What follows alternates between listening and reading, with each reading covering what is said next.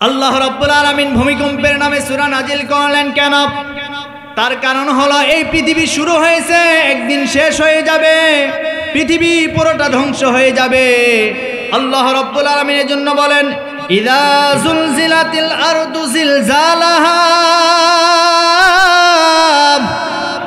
আল্লাহ রাব্বুল আলামিন বলেন এই পৃথিবীতে একদিন ভূমিকম্প শুরু হয়ে যাবে। যেই দিন ভূমিকম্প শুরু হয়ে যাবে, এই ভূমিকম্প শুধু বাংলাদেশের উপর দিয়ে হবে না, বরং সারা পৃথিবীতে ভূমিকম্প হয়ে যাবে। আজকে সারা পৃথিবীর কোন রাষ্ট্রের উপরে ভূমিকম্প শুরু হয়ে গেলে রেক্টার স্কেল দিয়ে এটা পরিমাপ করা যায়, এটা কত ডিগ্রি হয়েছে, 5.6 8 মাপ করা যায়। কিন্তু যেই দিন ভূমিকম্প শুরু হয়ে যাবে, সেই দিন কিন্তু কোনো স্কেল দিয়ে আর পরিমাপ করা যাবে না। আমার ভাইরা, প্রতে ইসরাফিল আলাইহিস সালাতু ওয়াস সালামের দায়িত্ব হলো, সে একটা সিংহা নিয়ে দাঁড়িয়ে আছে। যেদিন থেকে দুনিয়া শুরু হয়ে গেছে সেদিন থেকে ওই সিংহাটা তার হাতের উপরে রয়েছেন। আল্লাহ রাব্বুল আলামিন তাকে যেই দিন অর্ডার করবেন সেই দিন তিনি একটা ফুৎকার মারবেন, একটা ফুৎকার। এই একটা ফুৎকার দেওয়ার পরে পুরো পৃথিবীটা ভূমিকম্প শুরু হয়ে যাবে। যে ভূমিকম্পে যতগুলি বিল্ডিং রয়েছে, পাহাড় পর্বত যা কিছু রয়েছে সব কিছু ভেঙে চুরে চুরমার হয়ে যাবে। আমার ভাইরা, সাগর মহাসাগরের যে পানিগুলি রয়েছে এই পানিগুলি শুকিয়ে যাবে। তার কারণ হলো পুরো পৃথিবীটা একটা তামার ময়দান হয়ে যাবে, একটা পুরো ময়দান হয়ে যাবে। এই ময়দানের উপরে রব্বুল আলামিন কিয়ামতের মাঠ কায়েম করে ফেলবে তার বান্দাদের কাছ থেকে হিসাব নেওয়ার জন্য। যেই দিন প্রথম ফুৎকার দিবেন পুরো পৃথিবী ধ্বংস হয়ে যাবে, কোনো বিল্ডিং থাকবে না, কোনো নদ নদীতে পানি থাকবে না, সব কিছু শুকায় যাবে, বিল্ডিং গুলো ভেঙে চুরমার হয়ে যাবে। এরপরে রব্বুল আলামিন বলেন ওয়া আখরাজাতিল আরদু আসকালাহা। আল্লাহ রাব্বুল আলামিন বলেন এরপরে দ্বিতীয় ফুৎকার যখন ইসরাফিল আলাইহিস সালাতু ওয়াস সালাম দিবে, দ্বিতীয় ফুৎকার দেওয়ার পরে মাটির ভিতরে যা কিছু আছে সব কিছু বের করে দেওয়া হবে। তাফসীর কারক এই আয়াতের দুটি ব্যাখ্যা লিখেছেন। এক নাম্বার ব্যাখ্যা হলো হযরত আদম আলাইহিস সালাতু ওয়াস সালাম থেকে নিয়ে শুরু করে যত নবী পয়গম্বর এসেছে সকল নবী পয়গম্বরের উম্মতেরা, অর্থাৎ কিয়ামত সংগঠিত হওয়ার আগ পর্যন্ত যেই মানুষটাও মারা যাবে তাকে পর্যন্ত কবর থেকে উত্থিত করা হবে। আর দুই নম্বরে ব্যাখ্যায় এসেছেন আজকে আমরা দুনিয়াতে বহু সম্পদ পাওয়ার জন্য স্বর্ণ মুদ্রা রূপা এরপরে জহরত, এই মাটির নিচে অনেক সম্পদ রয়েছে, এই সম্পদগুলি পাওয়ার জন্য, টাকা পয়সা পাওয়ার জন্য আজকে আমরা কত মারামারি, কত দাঙ্গা হাঙ্গামা দুনিয়াতে আমরা করে যাচ্ছি। রব্বুল আলামিন বলেন যেদিন কিয়ামত সংগঠিত হয়ে যাবে, ওই কিয়ামতের মাঠে প্রত্যেকটা বান্দাদের সামনে এই সম্পদগুলি বের করে দেওয়া হবে। বের করে দেওয়ার পরে তাদের সামনে বলা হবে আজকে এই সম্পদগুলি তোমরা নাও, কিন্তু কিয়ামতের ময়দানে কেউ নেওয়ার সাহস পাবে না, কারণ প্রত্যেকটা বান্দা বান্দিরা নিজের চিন্তায় বেহুঁশ হয়ে যাবে। এমনকি ওই কিয়ামতের ময়দানে আমার ভাইয়েরা, আজকে আমরা মাথার উপরে যে সূর্যটা দেখতে পাচ্ছি, এই সূর্যটা আমাদের মাথার উপরে কোটি কোটি গুণে অনেক উপরে আছে, কিন্তু কিয়ামতের ময়দান যেদিন কায়েম হয়ে যাবে এই সূর্যটা আমাদের মাথার উপরে চলে আসবে। মাথার উপরে যখন চলে আসবে, নিচে থাকবে তামার জমিন, মাথার উপরে সূর্য, সূর্যের তাপ দিতে থাকবে। আজকে দুনিয়ার জমিনে আমরা যেই সূর্যের আলো পাই, এই সূর্যের আলোটা রব্বুল আলামিন এই আসল যেই সূর্য রয়েছে এই সূর্য থেকে আমার ভাইরা পিউরিফাই করে সেকে যতটুকুন প্রয়োজন বান্দাদের জন্য ততটুকুন আলো আমাদেরকে দুনিয়াতে দান করেন। আরো জোরে বলি সুবহানাল্লাহ। কিন্তু কিয়ামতের ময়দানে আর কোনো সাকাসাকি করা লাগবে না, বরং এই মূল যে সূর্য আছে এই সূর্যটা প্রত্যেকটা বান্দা বান্দির মাথার উপরে চলে আসবে। মাথার উপরে যখন চলে আসবে, মাথার মগজ গলে গলে কান বেয়ে বেয়ে পড়তে থাকবে। হাসরের ময়দানে সবাই চিৎকার মারতে থাকবে, পানি পানি বলে কোনো পানি পাওয়া যাবে না, একমাত্র হাউজে কাউসারের পানি ছাড়া ওই কিয়ামতের ময়দানে হাউজে কাউসারের পানি থাকবে। সুতরাং আমার ভাইরা, হাউজে কাউসারের পানি তারাই পাবে যারা প্রকৃত নবীর আদর্শ, নবীর উম্মত হবে, নবীর আদর্শ মেনে দুনিয়াতে জীবন যাপন করবে। জোরে বলি সুবহানাল্লাহ। আমরা নবীর উম্মত তো নাকি? কথা বলেন। আমরা নবীর উম্মত। কেমন উম্মত? নবী যে নামাজ পড়েছেন, আমরা নামাজ পড়ি না। নবীজির কেমন উম্মত? নবীজি দাড়ি রেখেছেন, আমরা দাড়ি রাখতে পারি নাই, অথচ আমরা নবীর উম্মত বলে দাবি করি। কথা বলেন। অথচ আমরা মুসলমান বলে দাবি করি। মুসলমান তো ওই ব্যক্তিকে বলা হয়, মুসলমান কখনো সুদ খাইতে পারে না, মুসলমান কখনো ঘুষ খাইতে পারে না। জোরে বলেন। কেমন মুসলমান তুমি, কেমন মুসলমান, নামাজের সাথে নাই পরিচয়, মানো না কোরআন। তুমি কেমন মুসলমান, কেমন মুসলমান তুমি, কেমন মুসলমান, নামাজের সাথে নাই পরিচয়, মানো না কোরআন। তুমি কেমন মুসলমান। তুমি রমজান এলে রাখো না রোজা, দিনকে করো আঘাত, পয়সা করির নাই তো অভাব, দাও না তো যাকাত। কথা বলেন। তুমি রমজান এলে রাখো না রোজা, দিনকে করো আঘাত, পয়সা করির নাই তো অভাব, দাও না তো যাকাত। তুমি ইমানদারের বড়াই করো, নেই তোমার ইমান। তুমি কেমন মুসলমান, কেমন মুসলমান তুমি, কেমন মুসলমান, নামাজের সাথে নাই পরিচয়, মানো না কোরআন। তুমি কেমন মুসলমান, কেমন মুসলমান তুমি, কেমন মুসলমান। তুমি সুদের টাকায় বসত করো, ঘুষ ছাড়ো না, দিন দক্ষিণা খেয়ে মরে, খবর রাখো না। কথা বলেন। তুমি সুদের টাকায় বসত করো, ঘুষ ছাড়ো না, দিন দক্ষিণা খেয়ে মরে, খবর রাখো না। তুমি বিজাতিদের সংস্কৃতিতে সফেছ পরাণ, কেমন মুসলমান, কেমন মুসলমান তুমি, কেমন মুসলমান, নামাজের সাথে নাই পরিচয়, মানো না কোরআন। তুমি কেমন মুসলমান, কেমন মুসলমান তুমি, কেমন মুসলমান। তুমি নবীর উম্মত দাবি করো, সুন্নাহ মানো না, নবীর অপমানে তোমার হৃদয় কাঁদে না। কথা বলেন, কথা বলেন। তুমি নবীর উম্মত দাবি করো, সুন্নাহ মানো না, নবীর অপমানে তোমার হৃদয় কাঁদে না। তুমি বিজাতীয় সংস্কৃতিতে সফেছ পরাণ, কেমন মুসলমান, কেমন মুসলমান তুমি, কেমন মুসলমান, নামাজের সাথে নাই পরিচয়, মানো না কোরআন। তুমি কেমন মুসলমান, কেমন মুসলমান তুমি, কেমন মুসলমান, নামাজের সাথে নাই পরিচয়, মানো না কোরআন। তুমি কেমন মুসলমান। লিল্লাহে তাকবীর। আলোচনা চলবে তো ইনশাল্লাহ আর 10 মিনিট। কি বলেন আপনারা? কিয়ামত হবে তো নাকি? এ বিশ্বাস হয়? এ বিশ্বাস যদি হয়, আজকের পর থেকে আর এক ওয়াক্ত নামাজ কাজা করা যাবে না। এ বিশ্বাস যদি হয়, আজকের পর থেকে এই দাড়িতে আর কখনো কেসি লাগানো যাবে না। কথা বলেন, কথা বলেন।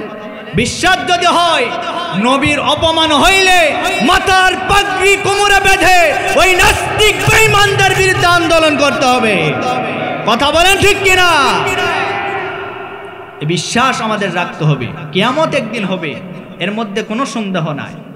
সম্মানিত ভাইয়েরা আমার, এই যে ইসরাফিল আলাইহিস সালাতু ওয়াস সালাম একটা ফুৎকার দিল, পুরো পৃথিবী প্রকম্পিত হয়ে গেল, ভূমিকম্প শুরু হয়ে গেল। দ্বিতীয় ফুৎকার দিল, মাটিগুলি সব বের করে দিল, উদ্গ্রীব হয়ে গেল। এরপরে তৃতীয় ফুৎকারে হাসরের ময়দানে মানুষগুলি সমবেত হতে শুরু করবে, মানুষগুলি হাসরের ময়দানের দিকে চলে যাবে। সম্মানিত ভাইরা আমার, ওই কিয়ামতের ময়দানে রব্বুল আলামিন হাকিম হয়ে বিচার করবেন, আর সমস্ত বান্দারা আসামির মতো তার সামনে মাথা নিচু করে থাকবে। রব্বুল আলামিন ওই কিয়ামতের ময়দানে বলবেন, লিমানিল মুলকুল ইয়াউম, আজকে রাজত্ব কার, আজকে আইন কার, আজকে ক্ষমতা কার?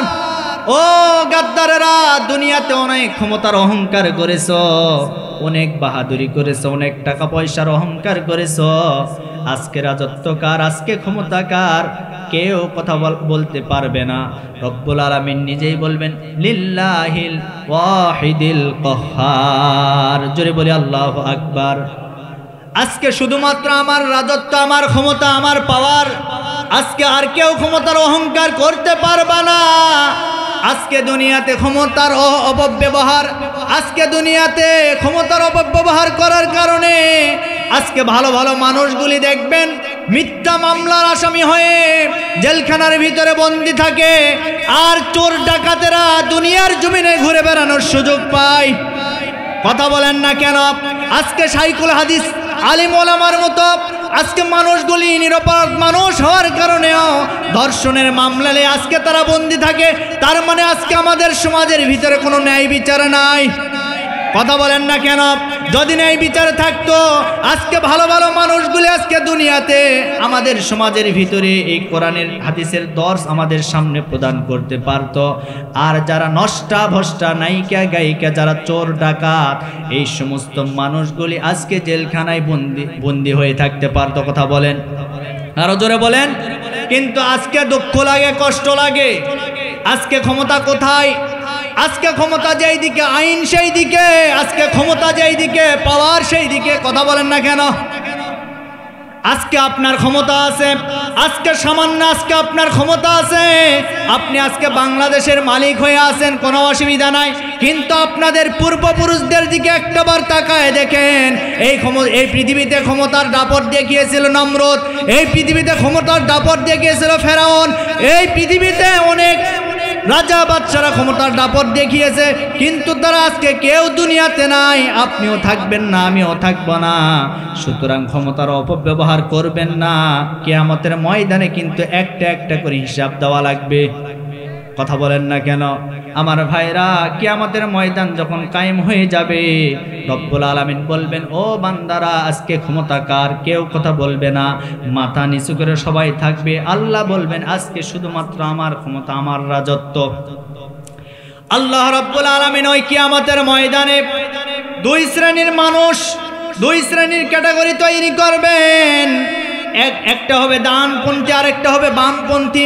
ডানপন্থী যারা হবে, রব্বুল আলামিন তাদেরকে জান্নাতের ভিতরে তাদেরকে আমলনামা ডান হাতের ভিতরে দেওয়া হবে সামনে থেকে। আর যারা ডানপন্থী হবে, যারা সামনে থেকে ডান হাতে আমলনামা পাবে, এই মানুষগুলা সরাসরি আল্লাহর জান্নাতে প্রবেশ করবে। আর যারা বামপন্থী, বাম হাতে আমলনামা পাবে, এদেরকে আমলনামা দেওয়ার পরে রব্বুল আলামিন এদেরকে জিজ্ঞাসিত করবেন, প্রশ্ন করবেন, ও জাহান্নামের গাদ্দার, দুনিয়ার জমিনে অনেক গাদ্দারি করেছো, আজকে আর গাদ্দারি করতে পারবা না। তোমরা যা কিছু করেছো সব কিছু আজকে আমলনামার ভিতরে আছে। এই আমলনামা হাতে পাওয়ার পরে ওই জাহান্নামের গাদ্দার হায় হায় দেখবেন, এমন কোনো পাপ নাই যেই পাপটা আমার লেখা হয় নাই। আমি সুদ খেয়েছি, সুদের পাপ এই জায়গায় লেখা আছে। রাতের আধারে কোন মানুষের বাড়িতে চুরি করেছি সেইটাও লেখা আছে। ঘুষ খেয়েছি সেইটাও লেখা আছে। অন্যায়ভাবে কোন আলিমের বিরুদ্ধে মিথ্যা মামলার সাক্ষী হয়েছি সেইটাও এই আমলনামার ভিতরে আছে। কোন আলিমের দাড়ি ধরে আমরা টানাটানি করেছি, কোন আলিমকে আমরা মিথ্যা মামলাতে জেলখানায় বন্দি করেছি সেইটাও আছে। একটাও তো বাদ পড়ে যাবে না। আমার ভাইরা, এই আমলনামা নেওয়ার পরে ওই বান্দাটা আফসোস করে বলবে, হায় হায়, আজকে তো আমার এমন কোনো পাপ নাই, এই আমলনামায় বাকি পড়ে নাই। তখন ওই জাহান্নামের গাদ্দার আল্লাহকে ডাক দিয়ে বললেন, রব্বুল আলামিন, আপনার ফেরেশতারা আমার জন্য যে আমলনামা তৈরি করেছে, এই আমলনামা অন্য কোনো ব্যক্তির আমলনামা ভুল করে মনে হয় আমাকে দিয়েছেন।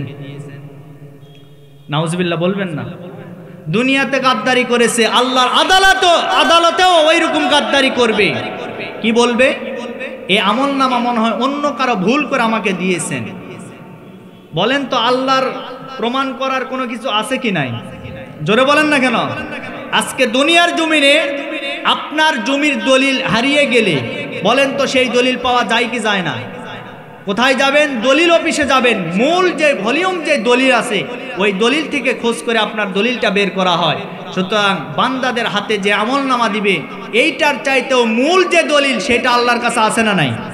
আল্লাহ ফেরেশতাদেরকে বলবেন, যাও ওইটা নিয়ে আসো। ওইটা নিয়ে আসা হবে। নিয়ে আসার পরে বলবে যে এখন এটা মিল করো তো, দেখো তো। তখন দেখবে বান্দার হাতের ভিতরে যে আমলনামা থাকবে এইটা, আর আল্লাহর কাছে যেটা আছে ওইটা, দুইটা এক জায়গায় মিলিত করবে। করার পরে দেখবে, কই আমার ফেরেশতারা তো ভুল লিখে নাই, যা লিখছে সব সত্য লিখেছে। তখন বলবে যে আল্লাহ, সব ঠিক আছে, এটাও ঠিক আছে, ওইটাও ঠিক আছে, কিন্তু আপনার ফেরেশতারা মনে হয় আমি এই পাপ করি নাই, ভুল করে এগুলি লিখেছি। নাউজুবিল্লাহ বলবেন না? আরো জোরে বলেন নাউজুবিল্লাহ। রব্বুল আলামিন তখন বলবেন, এই জাহান্নামের গাদ্দার, আজকে তোর কোনো কথা চলবে না। রব্বুল আলামিন বলেন, আল-ইয়াউমা নাখতিমু আলা আফওয়াহিহিম ওয়া তুকাল্লিমুনা আইদিহিম ওয়া তাশহাদু আরজুলুহুম বিমা কানু ইয়াকসিবুন। জোরে বলি আল্লাহু আকবার। আল্লাহ রাব্বুল আলামিন বলেন, এই জাহান্নামের গাদ্দার, আজকে তোর কোনো কথা চলবে না। এইবার জাহান্নামের ওই গাদ্দারের হাত কথা বলা শুরু করবে, জাহান্নামের গাদ্দারের পা কথা বলা শুরু করবে। রব্বুল আলামিন ওই জাহান্নামের গাদ্দারের মুখের ভিতরে একবারে কষ্টেপ লাগাই দিবেন, মুখ আর কথা বলতে পারবে না। হাত এবার কথা বলা শুরু করে দিবে। হাত দ্বারা কোন কোন জায়গায় আপনি কোন অন্যায় কাজ করেছেন, হাত তখন কথা বলবে। পা দ্বারা কোন জায়গায় গিয়ে আপনি কোন পাপ করেছেন, পা তখন কথা বলবে। এমনকি আপনার শরীরের ভিতরে যে চামড়া আছে, কিয়ামতের ময়দানে এই চামড়া পর্যন্ত আপনার বিরুদ্ধে কথা বলা শুরু করবে। চামড়া যখন আপনার বিরুদ্ধে কথা বলবে, আপনি তখন ওই চামড়াকে ডাক দিয়ে বলবেন, অর্থাৎ জাহান্নামের গাদ্দারেরা ডাক দিয়ে বলবেন, ও চামড়া রে, শীতের দিনে আমি তোকে কত যত্ন করেছি, দামি দামি ব্র্যান্ডের লোশন আমি ব্যবহার করছি তোকে সুন্দর রাখার জন্য, সফট রাখার জন্য, নরম রাখার জন্য, কিন্তু আজকে তুই কিয়ামতের ময়দানে আমার বিরুদ্ধে সাক্ষী দিলে কেন? ওই চামড়া তখন ডাক দিয়ে বলবেন, এ জাহান্নামের গাদ্দার, আজকে তোর কোনো কথা চলবে না, কারণ তুই তো আমার সৃষ্টিকর্তা না। আমি শুধুমাত্র তোর শরীরের ভিতর আবরণ হয়েছিলাম, কিন্তু আমার একজন সৃষ্টিকর্তা আছে, আমার একজন রব আছে। আমি সেই রবের পক্ষ হয়ে আজকে তোর বিপক্ষে আজকে কথা বলা শুরু করে দিয়েছি। আহারে, কিয়ামতের ময়দানে আপনার হাত কথা বলবে, পা কথা বলবে। এই জন্য আমরা যা করি না কেন হিসাব অনুযায়ী করার চেষ্টা করব। তার কারণ হলো কিয়ামতের ময়দানে আমাদের সবাইকে একদিন দাঁড়াতে হবে। ওই কিয়ামতের ময়দানে যখন আপনি ধরা খেয়ে যাবেন, আপনার জন্য জাহান্নাম ছাড়া আর কোনো উপায় থাকবে না। আপনার জন্য জাহান্নাম ছাড়া আর কোনো উপায় থাকবে না। আর জাহান্নামের আগুন আপনি সহ্য করতে পারবেন না। জাহান্নামের আগুন আর দুনিয়ার আগুন কিন্তু এক নয়। দুনিয়ার আগুনের কালার হলো লাল বর্ণের, আর জাহান্নামের আগুন হবে একেবারে কালো বর্ণের। দুনিয়ার আগুন আমার ভাইরা আর জাহান্নামের আগুন এক নয়। কিন্তু আজকে দুনিয়ার আগুন যদি কোনো চামড়াতে লেগে যায়, এই চামড়াতে লাগার পরে চামড়া শুধুমাত্র পুড়ে যায়, কিন্তু জাহান্নামের আগুন কোনো জাহান্নামী বান্দা এবং বান্দিদের শরীরের ভিতরে লাগবে। যদি পাতে একটু লেগে যায়, ওই পাতে লাগার কারণে কলিজা পর্যন্ত পুরে ছাই হয়ে যাবে, কলিজা পুরে পর্যন্ত ছাই হয়ে যাবে। আমার ভাইরা, যতগুলি কাফের বেঈমানকে রব্বুল আলামিন জাহান্নামে দিবেন, এর ভিতরে নবীজির চাচা আবু তালেবকে আল্লাহ তাআলা জাহান্নামের ভিতরে দিবেন। কিন্তু জাহান্নামের যে শাস্তি, জাহান্নামের যে আযাব, আমার নবীজিকে মহব্বত করার কারণে, ভালোবাসার কারণে মৃত্যুর সময় শুধুমাত্র ঈমানটা গ্রহণ করে নাই। আবু তালেব আমার নবীজিকে তার জীবনের চাইতেও বেশি মহব্বত করেছেন, তার কলিজার টুকরা সন্তানদের চাইতেও বেশি মহব্বত করেছেন।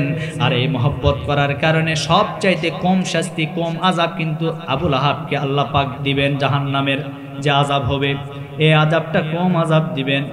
এর কারণ হলো আমার নবীজিকে মহব্বত করার কারণে। এরপরে আমার নবীজি অনেক চেষ্টা করেছেন, চাচা আপনি শুধুমাত্র বলুন লা ইলাহা ইল্লাল্লাহ মুহাম্মাদুর রাসূলুল্লাহ বলা লাগবে না, এতটুকু বললে আপনাকে আমি কিয়ামতের ময়দানে আল্লাহর আদালতে ঝগড়া করে হলেও আমি জান্নাতে নিয়ে যাব। জোরে বলি সুবহানাল্লাহ। কিন্তু আবু তালেব যে সময় মারা যাবে, সে সময় তার শিয়রে ছিল আবু জেহেল। ডাক দিয়ে বলেন, নেতা, এতদিন তো বাপদাদার ধর্ম পালন করলে, আর শেষ সময় মুহাম্মদের ধর্ম পালন করে তুমি কি বেঈমান হতে চাও? কি হতে চাও? তুমি কি বেঈমান হতে চাও? এইবার আবু তালেব আর পড়লেন না। আমার নবী যে মন খারাপ করলেন, আল্লাহ পাক ওহী নাজিল করে জানায় দিলেন, হে নবী আপনি মন খারাপ করবেন না, কারণ হেদায়েতের মালিক তো আপনি না, হেদায়েতের মালিক আমি আল্লাহ। হেদায়েতের মালিক আমি আল্লাহ, কাকে হেদায়েত দেওয়া লাগবে ওটা আমি আল্লাহ ভালো করে জানি। সুতরাং আপনি মন খারাপ করবেন না। আমার ভাইরা, এই জন্য আজকে আমরা হাজারো চেষ্টা করি না কেন, যার হেদায়েতের মন নাই, যত ওয়াজ শোনাই না কেন, তারা কোনোদিন হেদায়েত পাবে না। যার শয়তানি করার ধান্দা, ও শুধু শয়তানি করেই যাবে। কথা বলেন সম্মানিত ভাইরা আমার, এজন্য কিয়ামতের ময়দান ভয়াবহ ময়দান হবে, যে ময়দানে আপনার হাত আপনার বিপক্ষে সাক্ষী দিবে, আপনার পা আপনার বিপক্ষে সাক্ষী দিবে, এমনকি আপনার ভাই, আপনার মা বাবা যারা আছে সবাই আপনার কাছ থেকে দূরে সরে যাবে।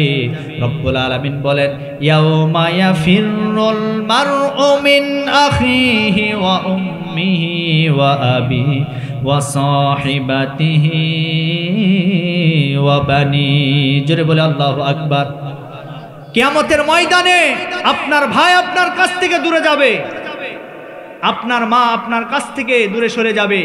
সেই দিন আপনার মা আপনাকে বলবে, দুনিয়াতে আমার কোনো বিয়েই হয় নাই।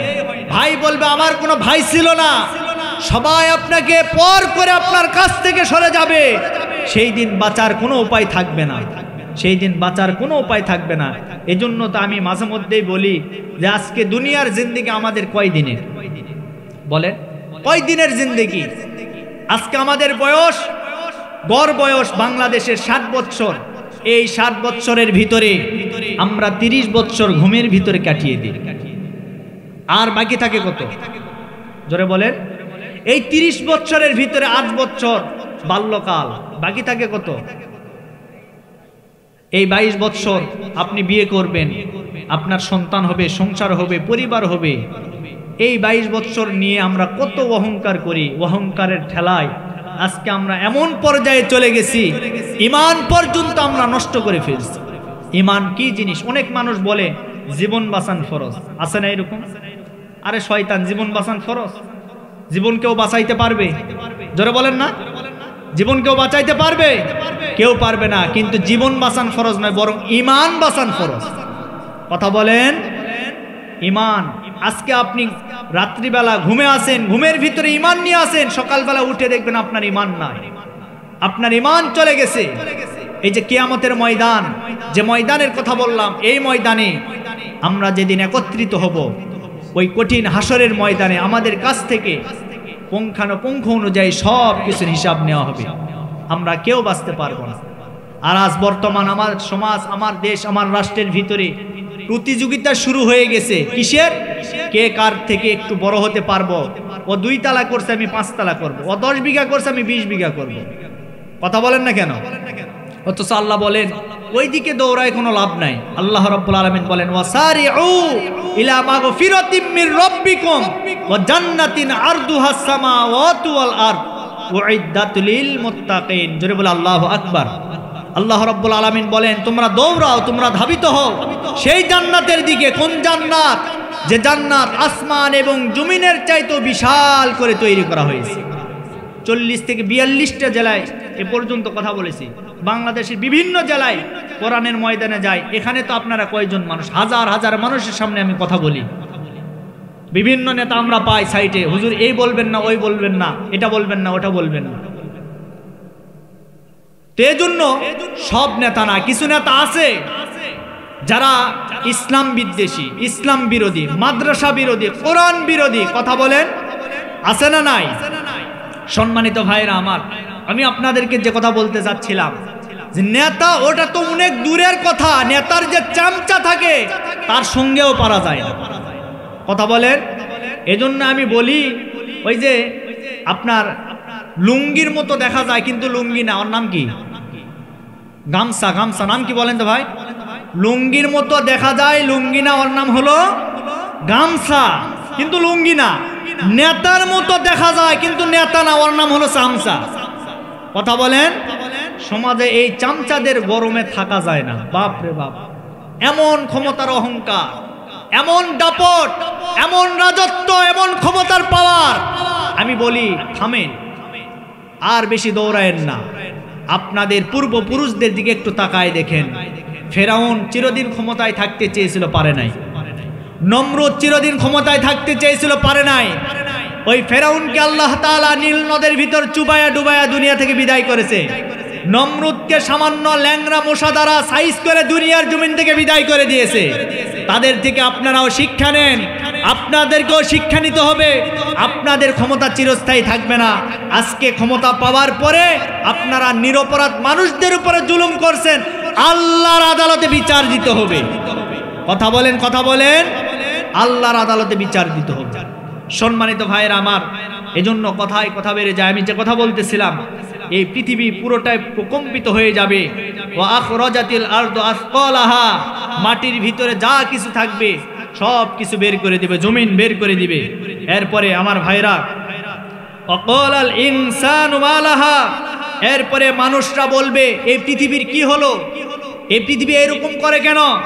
এরপর আল্লাহ পাক বলেন, ইয়াউমাইযিন তুহাদ্দিসু আখবারাহা, সেদিন পৃথিবী তার সব বৃত্তান্ত বলে দিবে আল্লাহর কাছে।